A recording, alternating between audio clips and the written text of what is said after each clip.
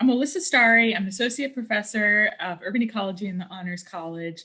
And my research uses green roofs as model systems to understand questions about urban ecology.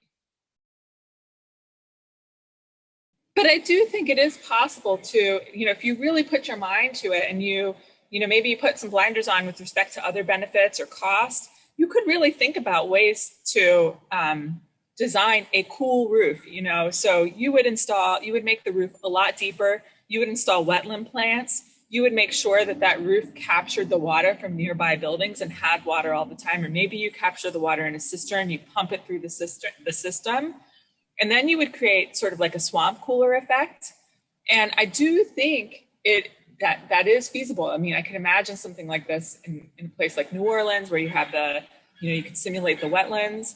I mean, I think a lot is possible. And we're just kind of scratching the surface when it comes to what we can do with this design. I don't think that they have changed the design of roofs for most construction in over 100 years. I mean, we're still using slate tiles. Yeah, I think those directions are going to depend on the desired benefit. I think with everything going on in the world right now, I think a lot of people are focusing on the therapeutic benefits. So I'm envisioning a lot of future green roofs that look more like gardens on the ground. So these are green roofs that are a lot deeper, have a deeper substrate depth, that have a much more diverse plant palette. But these are green roofs that are also super intensely managed.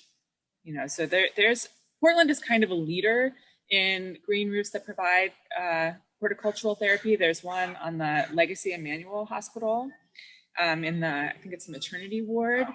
And Theresia Hazen, who manages all of the therapeutic gardens on the Legacy campus, is just internationally known for the work that she does, but she manages a whole crew that maintains those gardens. And, we're going to need that kind of investment. And so I'm envisioning a lot of gardens like that.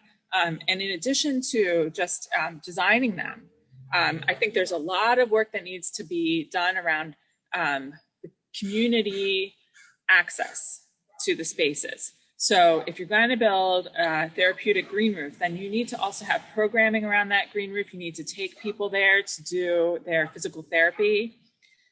One of the things that most impressed me from interviewing Theresia Hazen was, this idea that when people are healing, they feel very vulnerable and they might be hesitant to go out in public. But the opportunity to go out into a green space in the hospital setting is just this nice transition for them to be able to be outdoors, but maybe not in a very super crowded public venue at first. It's a great place to have people do, to provide access to space for physical therapy. But not only for therapeutic purposes, but also just for community benefits. I think we need to do a lot more work around managing these spaces and public access. So I don't have the information on the accessibility of all the Portland green roofs. We manage a database. This information is missing for a lot of our roofs, but I would suspect that more than half of the green roofs in Portland, we have hundreds. I suspect that more than half of them are inaccessible. Yeah, I think, these spaces provide all of these benefits, including health benefits. So we want to make them accessible to a broad user community. So that's the first thing. So another way that the green roof community can really contribute to equity is by becoming a more diverse group ourselves, right? So I would like to have more diverse researchers in my lab. I think the green roof practitioners need to train up a new generation of green roofers and make employment opportunities and ownership opportunities more equitable. I think it happens at multiple levels.